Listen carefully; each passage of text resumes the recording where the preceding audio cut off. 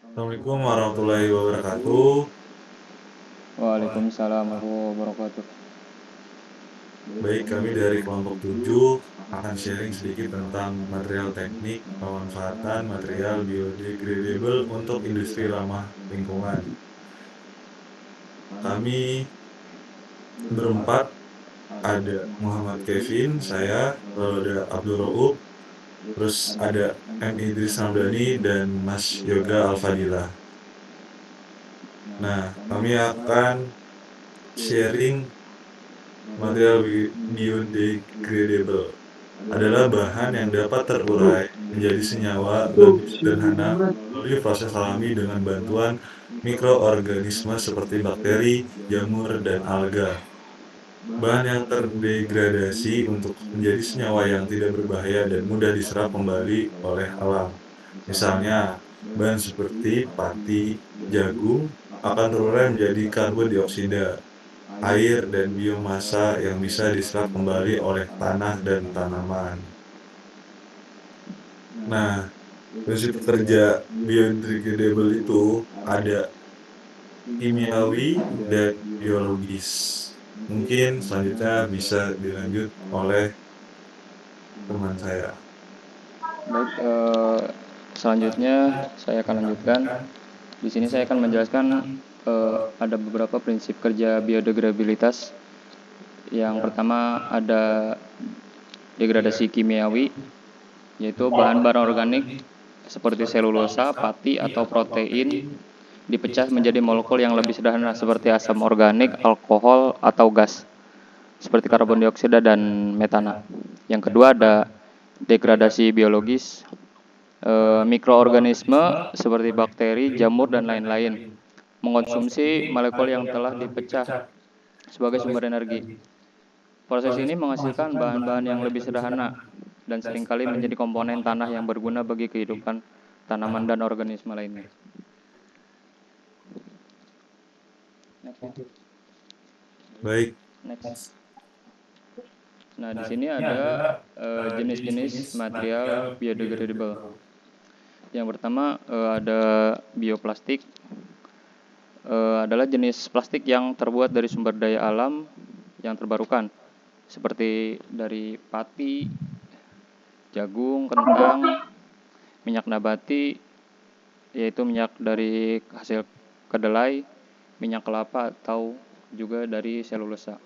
Yang kedua ada kertas karton. Kertas karton yang terbuat dari serat kayu atau bahan organik lainnya. Contohnya yang bahan biodegradable adalah yang sangat umum digunakan pada kertas yang mudah terurai secara alami. Terus ada serat alam. Di sini ada berupa serat alam, yaitu salah satunya dari bambu. Terus ada dari kapuk dan dari jerami. Terus selanjutnya ada bahan dari sumber alam lainnya.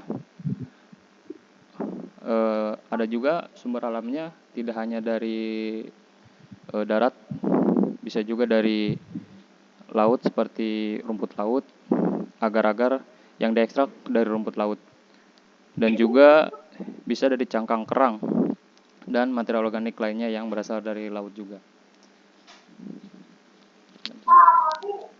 Selanjutnya Mas Kevin. baik, selanjutnya dilanjut oleh teman kita. Silakan, Mas. Ya, selanjutnya keuntungan penggunaan material biodegradable dalam industri ramah lingkungan. Yang pertama, mengurangi dampak polusi plastik. Plastik konvensional yang terbuat dari petroleum memiliki umur pakai yang lama dan sangat sulit terurai. Yang kedua, mengurangi jejak karbon. Banyak bahan biodegradable yang berasal dari sumber daya terbarukan seperti tanaman yang memerlukan lebih sedikit energi dalam proses produksinya dibandingkan plastik yang berbahan baku fosil. Yang ketiga, peningkatan daur ulang dan kompos. Bahan biodegradable, terutama yang berbasis organik seperti kertas dan bioplastik, bisa lebih mudah diolah kembali. atau didaur ulang atau dikomposkan. Yang keempat, mendukung ekonomi sirkular. Bahan biodegradable sering kali diproduksi dari sumber daya terbarukan, sehingga mendukung konsep ekonomi sirkular. Selanjutnya, ada tantangan penggunaan material biodegradable. Yang pertama, biaya produksi yang lebih tinggi. Bioplastik dan material biodegradable lainnya seringkali lebih mahal untuk diproduksi dibandingkan dengan plastik konvensional. Yang kedua, ada keterbatasan dalam penguraian. Beberapa bahan biodegradable hanya terurai dalam kondisi tertentu, seperti di fasilitas pengomposan yang memiliki suhu dan kelembapan yang tepat. Yang ketiga, ada persaingan dengan penggunaan tanah dan sumber daya. Banyak bahan biodegradable terbuat dari tanaman yang juga bisa digunakan untuk pangan atau pakan ternak, seperti jagung dan kedelai. Yang keempat, keterbatasan dalam sumber daya. Sumber daya alami yang digunakan untuk membuat bahan biodegradable, seperti serat tanaman atau minyak nabati, tidak selalu tersedia secara melimpah dan dapat berfluktuasi harganya. Baik, terima kasih Mas Idris. Bisa dilanjut oleh Mas Yoga. Silakan. Izin melanjutkan ya. Karakteristik kemasan paper pouch. Berdasarkan penampakan kertas yang dihasilkan, kemasan ini dapat digunakan sebagai kemasan sekunder untuk mengemas bahan makanan. Karakteristik kemasan yang tidak sepenuhnya elastis dan tidak ditambahkan lapisan anti air menjadikannya kurang sesuai sebagai pengemas primer. Nah, terdapat perbedaan warna kertas secara visual yang dihasilkan dari ketiga perilakuan yang berbeda. Warna bervariasi dari kuning muda sampai coklat muda. Kertas ketiga itu terdiri dari kulit jagung dan ampas tebu dengan perbandingan 20% per 70%. Memiliki warna yang paling cerah, terlihat bahwa semakin banyak ampas tebu yang ditambahkan maka semakin cerah warna kertas yang dihasilkan. Hal ini dikarenakan limbah ampas tebu cenderung berwarna putih, sedangkan kulit jagung sering berwarna coklat.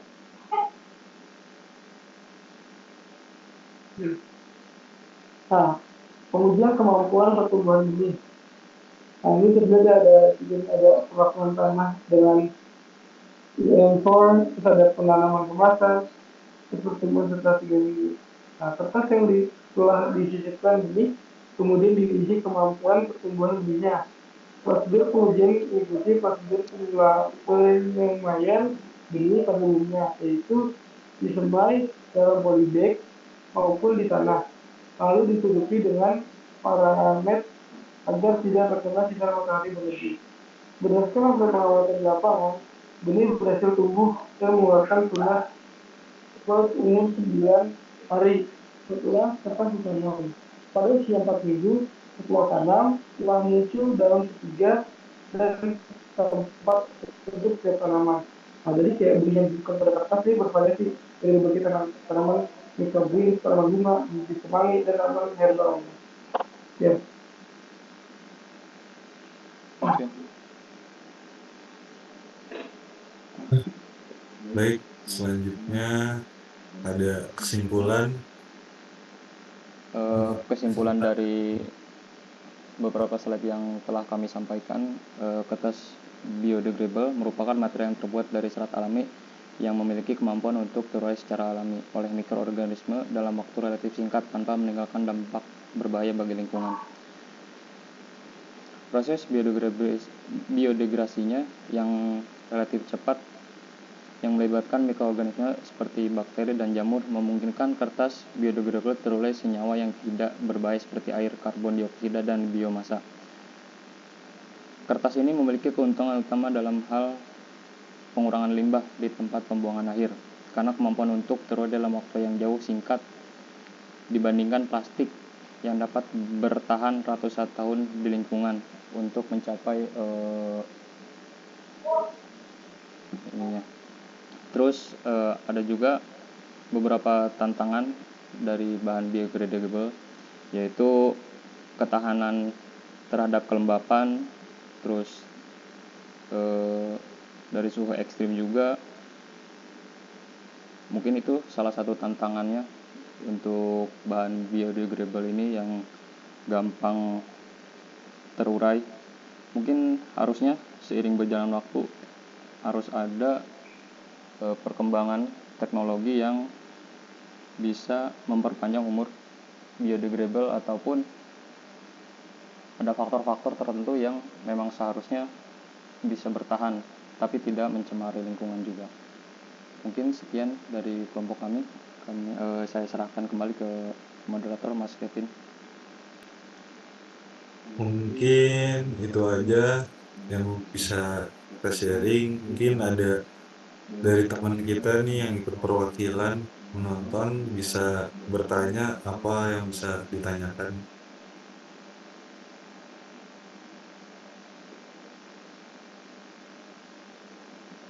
Mas Disalmen atau Mbak Rasmita atau Mbak Alia.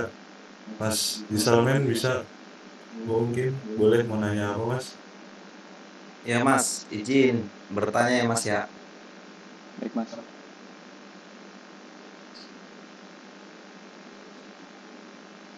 Silakan Mas Dirimes. Ya, yang pertama itu pertanyaan saya tuh apa keuntungan menggunakan material biodegradable dalam industri ramah lingkungan? Itu aja sih Mas, apa keuntungannya gitu menggunakan material biodegradable itu daripada material-material lain. Baik, Udah sih Mas. berarti Terima kasih Mas. ya sama-sama. Berarti pertanyaan itu keuntungan kalau kita pakai material biodegradable untuk industri ramah lingkungan ya Mas.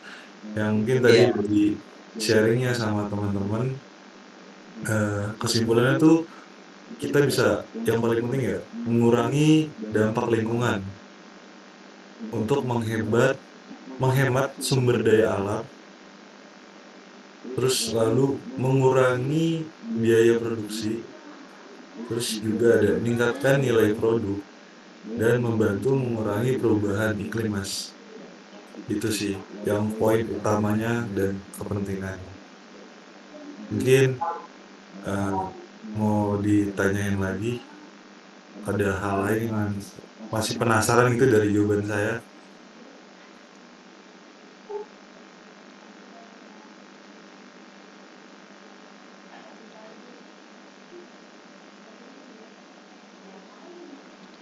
Cukup puas gak Mas Disalmin? ya cukup Mas. Terima kasih Mas. Ada lagi yang mau bertanya?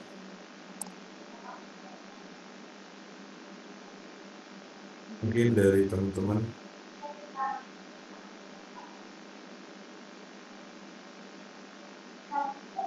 Apakah cukup? Kalau cukup, kita tutup.